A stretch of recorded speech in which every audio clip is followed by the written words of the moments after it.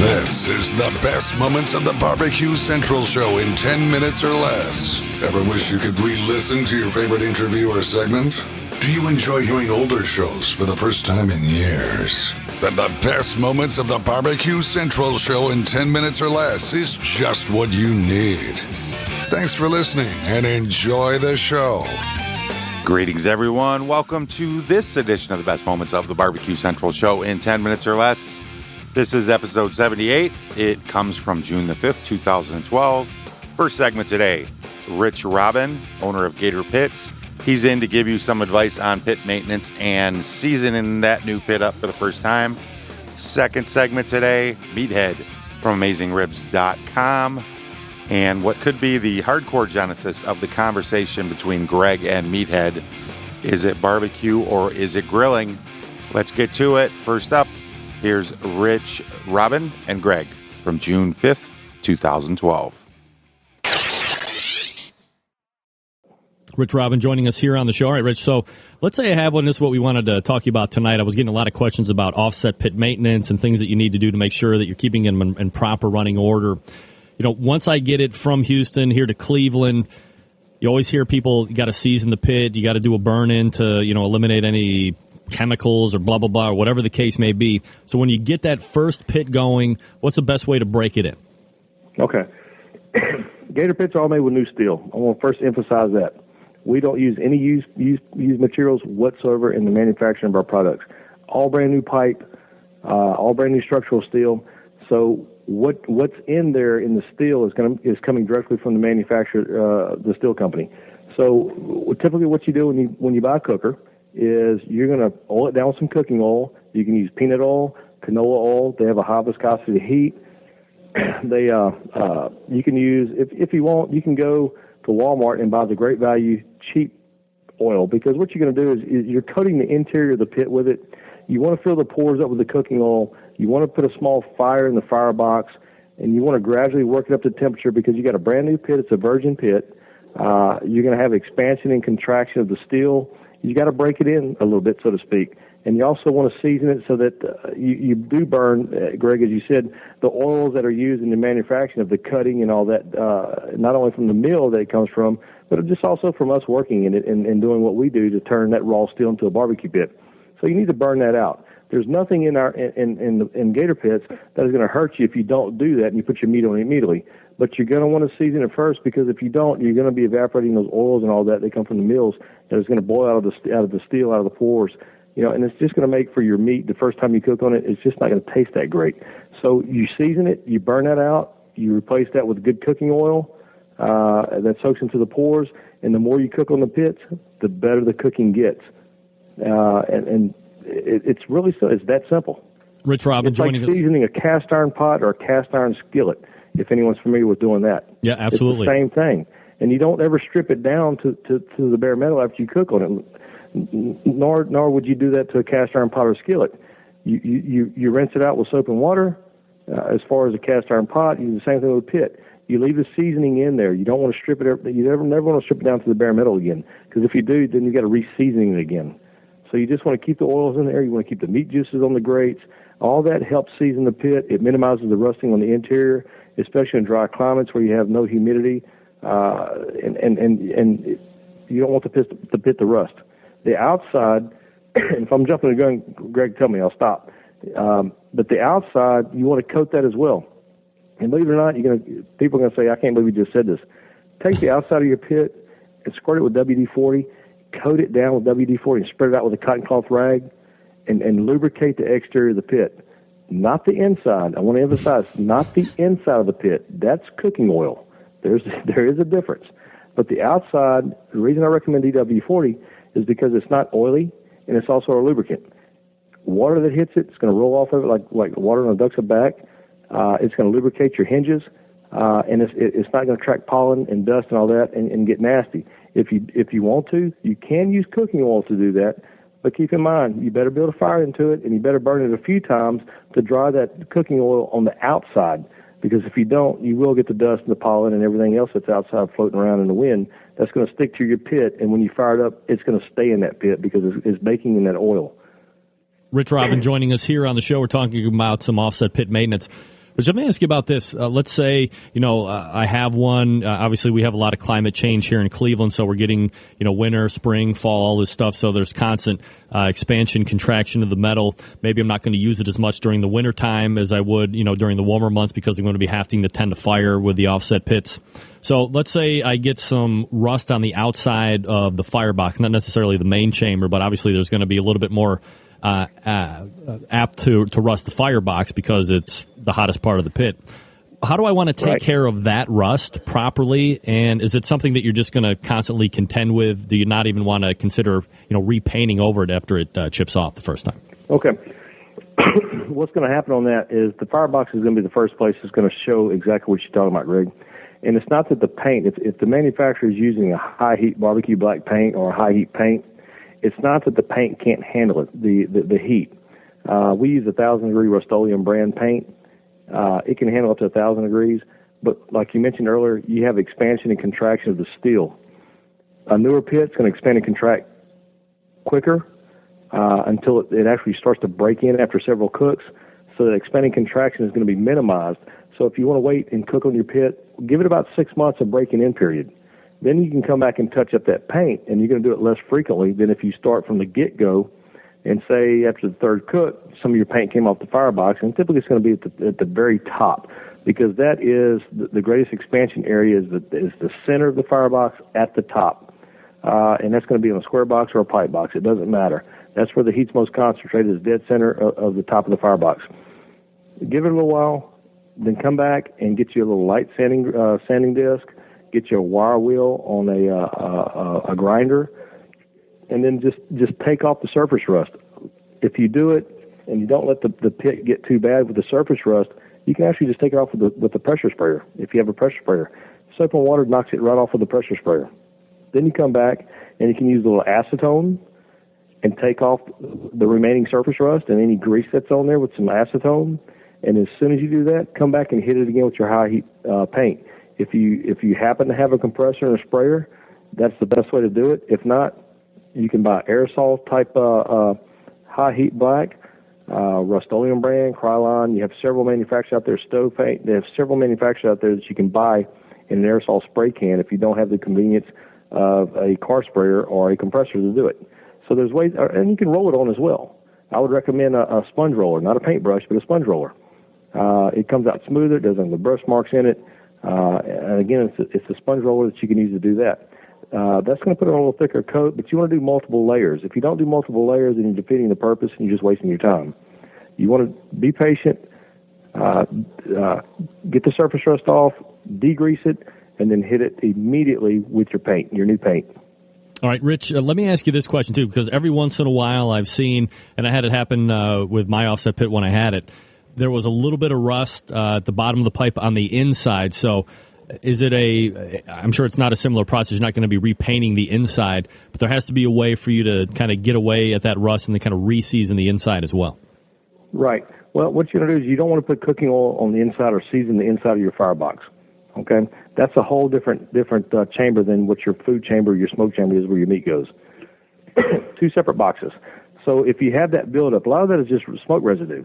Believe it or not, it's not rust. It could be, just depending on whether or not you're maintaining that box after each cook.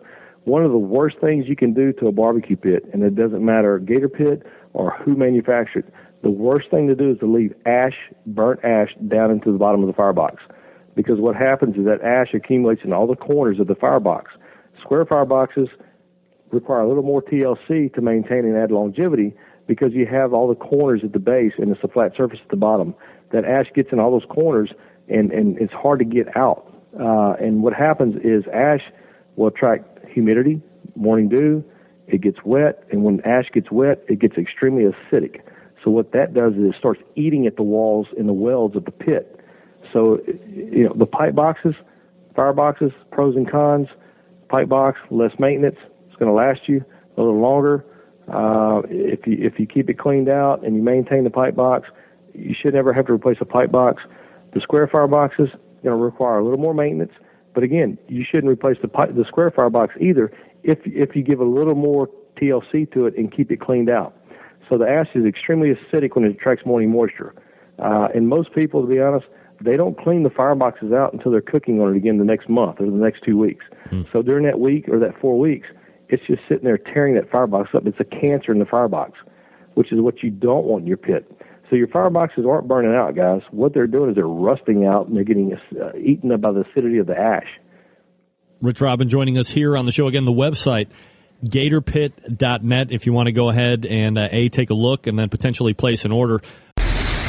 To put in your request for a future show, please contact John Solberg via email at johnjon@thebbqcentralshow.com. And there you go. If you got that big pit coming, you know what to do. Something else you need to do. Follow the Big Barbecue Central Show on social media. It is at BBQ Central Show at Twitter and Instagram /BBQ Central Show over at Facebook. It's always appreciated. They're great feeds. You're going to enjoy it. It's not going to bog you down with stuff. Just good barbecue grilling goodness. Go follow them. That's a call to action. It's gonna be here until we meet our goals. Remember Dr. Gene Scott? That's a whole nother story. I can't go there now.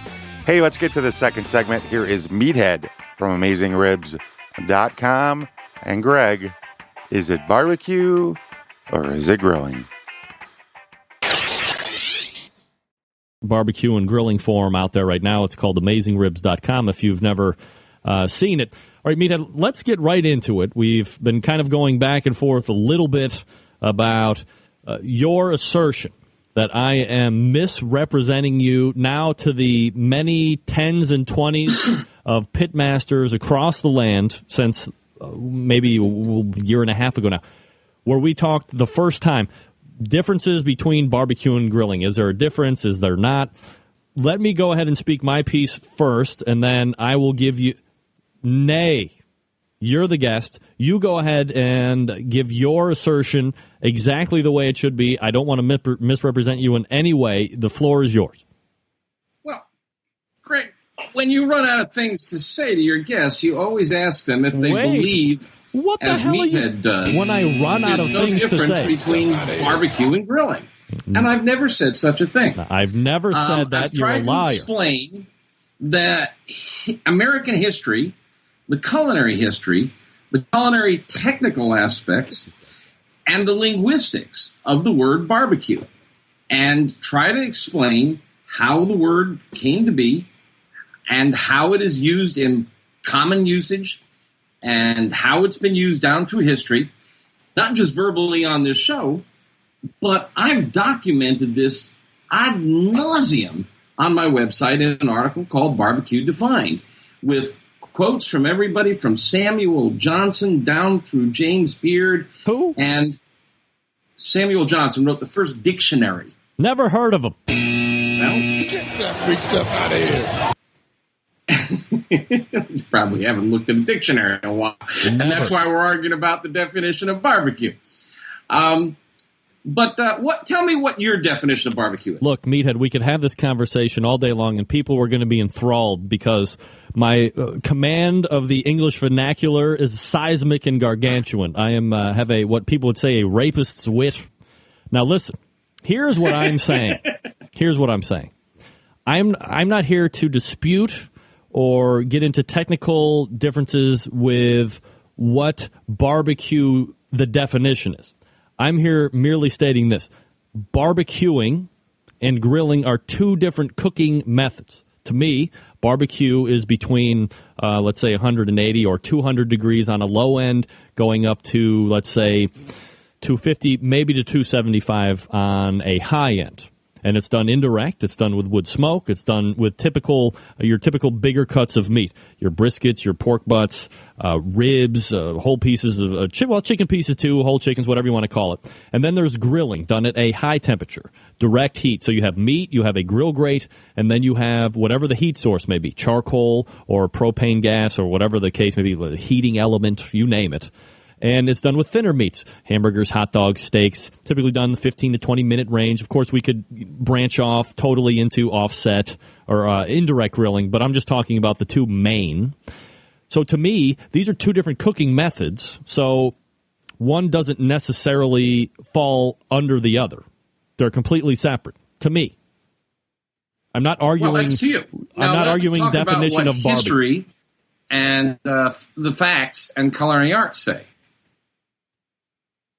All right. Are we overlapping? Let me just shut down the screen here. There we go. Oh, you look fine to me.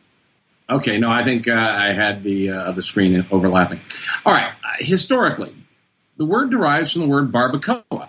Barbacoa was a wooden rack built by Caribbean Indians, and they originally cooked lizard, snakes, and fish high above a fire where they mostly just smoked it and cured it. So that's where it comes from originally. Now, a lot of barbecue aficionados like to say barbecue is the world's first cooking style. Caveman barbecued meat, and it's the oldest cooking style there is. But if you think about it, what they did was they took a piece of meat and threw it on hot coals. By your definition, that's not barbecue. It's grilling. That's grilling. Absolutely. Now, what I want to tell you is historically, if you go back and look at the use of the word through history, starting with barbacoa, going back to Spain in 1526, following it down through the first dictionary by Samuel Johnson, up through the books by James Beard, common use today, stop 20 people in the grocery store and ask them what they're barbecuing, and you'll find that barbecue is a big umbrella word. It covers Korean barbecue, it covers Japanese barbecue, it covers Chinese barbecue. Southern barbecue is a style of barbecue, just like Chinese barbecue, and that's closest to what you're talking about. Southern barbecue and Chinese barbecue. Is a big umbrella word. No. Southern barbecue and Chinese barbecue are nothing like each other. Chinese barbecue. I didn't say they were. You just said it. They're all covered by the term barbecue. They both have the word barbecue in them. They're both a form of cooking over open flame. They're both a form of culinary style. Grilling is one, open pit is another. You know, a lot of barbecue experts like to say they're holding up the tradition of barbecue. But the tradition of barbecue, going back to the southern slaves, was an open pit. They dig a ditch. They throw in hot coals. They lay green sticks across and whole animals on top of that. That's direct cooking. It's not indirect. It's open air. These guys are cooking in big steel tubes. There's nothing traditional about cooking in a big steel tube or a device with pellets and a computer attached to it where you set it and forget it. This is just a new form of barbecue. That's competition barbecue. It's a part of the whole world of barbecue that includes Korean and Chinese and South African, braai. These are all forms of barbecue. You know, remember in high school you were taught that a rectangle has 4 sides and 4 right angles, and that a square is a rectangle, but not all rectangles are squares. This is a big category that encompasses many cooking styles. What really hacks me off, Greg, you know, and some of your listeners know, I used to be the wine critic for the Washington Post and the Chicago Tribune, and I got out of that world because the goddamn snobs ruined it. I got really sick of people saying, everybody knows Zinfandel's red, not pink, or white. The white Zinfandel. Well, I'm really sick of people saying, oh, you're not having a barbecue, you're grilling. Oh, come on. Don't exclude. Jargon and slang like that is the refuge of people who are trying to prove their inadequacies or overcome their inadequacies, exclude people. Let's open the tent of barbecue to what it really is and invite all those backyard grillers who are doing their ribeye steaks and their hamburgers and hot dogs and let them know that's a form of barbecue. Grilling is a form of barbecue. Not all barbecue is grilling, but grilling is a form of barbecue. Let's let them in the tent. Let's teach them how we barbecue.